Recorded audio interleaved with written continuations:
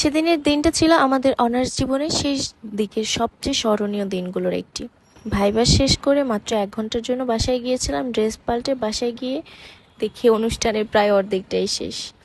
তারপর যা হলো ব্লগে পুরোটাই বলবো। হ্যালো, আসসালামু আলাইকুম, welcome to my another blog. আজকে সেই ভাইবার পরে যে আমাদের বিদায় অনুষ্ঠানটা হয়েছিল সেটা একটা ব্লগ আপলোড করব। দীর্ঘ কয়েক বছর পর, কয়েক বলতে অনেক বছর পর আমি বিদায় অনুষ্ঠান পেলাম। সেই জীবনের শুরুতে যখন 5-এ পড়তাম, সমাপনী পরীক্ষা দিতাম, তখন 2012-তে আমার সমাপনী পরীক্ষা শেষ হয়েছে। তখন বিদায় অনুষ্ঠান পাইছিলাম প্রাইমারি স্কুল থেকে।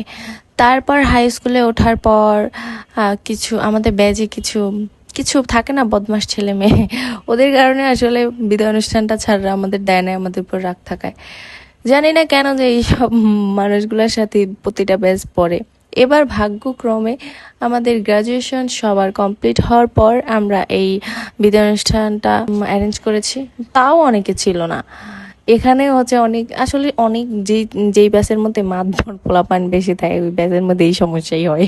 যাক, সবসময় কি আর ইমোশনাল কথা বলে হয় নাকি, একটু জোকস করা লাগে। এখন বলি আসল কথায়। ভাইবা শেষ করে মাত্র 1 ঘন্টার জন্য বাসায় গিয়েছিলাম। ড্রেস পাল্টে বাসায় গিয়ে দেখি অনুষ্ঠানের প্রায় অর্ধেকটাই শেষ। এটা আমারে ছেড়ে অনেকগুলো ছবি তুলে ফেলছে। তখনই এক বন্ধু ফোন দিয়ে বলল, জলদি আয়, সবাই তোকে খুঁজছে। ব্যাস, আর দেরি না করে তাড়াহুড়ো করে আবার চলে এলাম। আসলে বাচ্চাদের জন্য একটু সময় দিতে হয়, কারণ সারাটা দিন তো কলেজে থাকলে আমার হতো না। আমার 2 বেবি অনেক কান্নাকাটি করতো আর কি। তো ভাইবার পর আমাদের বিদায় অনুষ্ঠান ছিল। অনেকদিন পর সবাইকে একসাথে পেয়ে মনে হচ্ছিল সময়টা যদি আরেকটু থেমে থাকতো, কিন্তু কি আর করার। এখন আমরা অন্য একটা জগতে, সংসার জগতে পা রেখেছি। চাইলেই তো সব জায়গায় সারাটা দিন কাটিয়ে দিতে পারি না। সবাই মিলে অনেক ছবি তুললাম। ফার্স্টেই সব ছবিগুলো অ্যাড করে দিছিলাম। কত ভিডিও করছি, ভিডিওগুলো ধাপে ধাপে দেখতে পারবেন, পেজের সাথে থাকবেন। যদিও সেই ছবিগুলো আর ভিডিওগুলো এখনো হাতে পাইনি।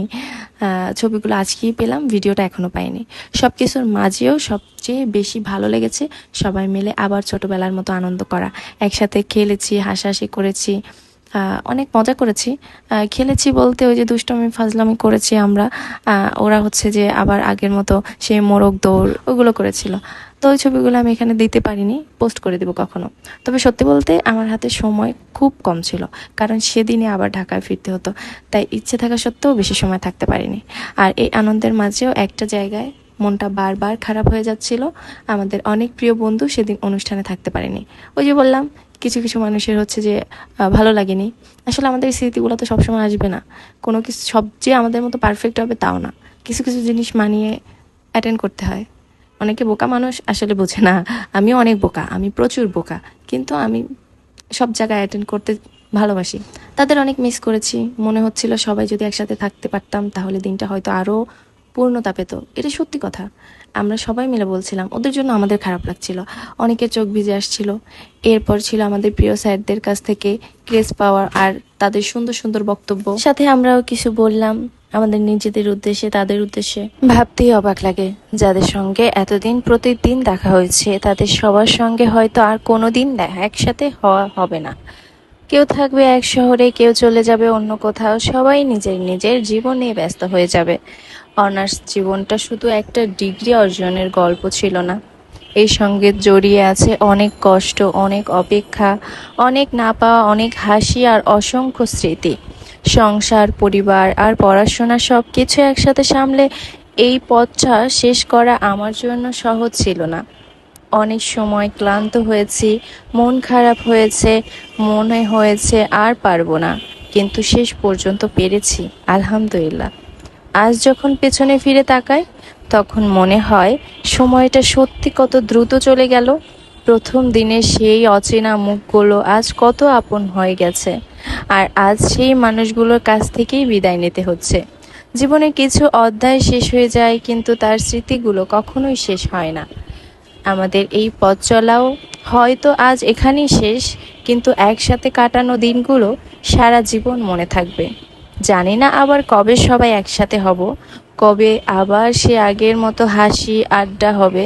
তবে একটা কথা সব সময় মনে থাকবে, আমরা এক সময় একসাথে ছিলাম, একসাথে স্বপ্ন দেখেছিলাম, আর একসাথে অনার্স জীবনের এই সুন্দর অধ্যায়টা শেষ করেছি।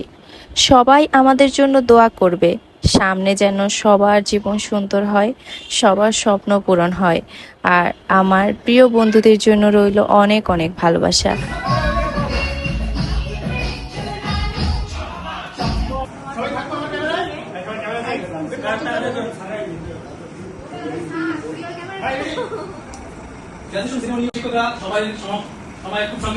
বিশ টাকার ভাড়া যদি 30 টাকা চায় তাহলে বলবো যে 10 টাকা কম লিখতে হয় না। প্রত্যেকটা কথায় আমাদের বিনয় আচরণ থাকে।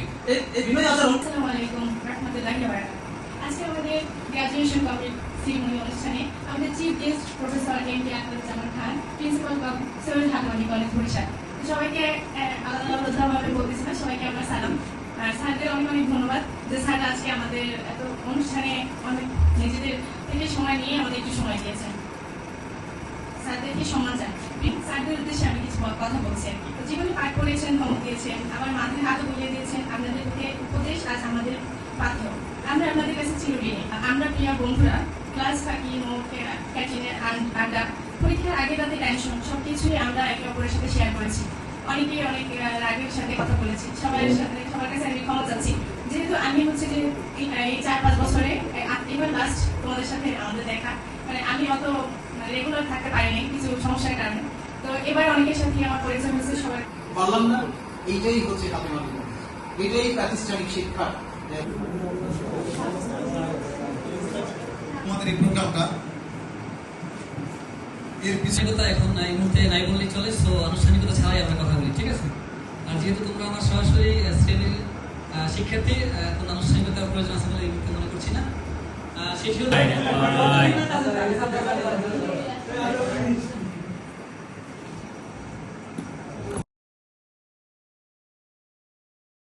বন্ধুনাং ফুর্তিনাং তপ বন্ধুনাং ফুর্তিনাং তপ বন্ধুনাং ফুর্তিনাং তপ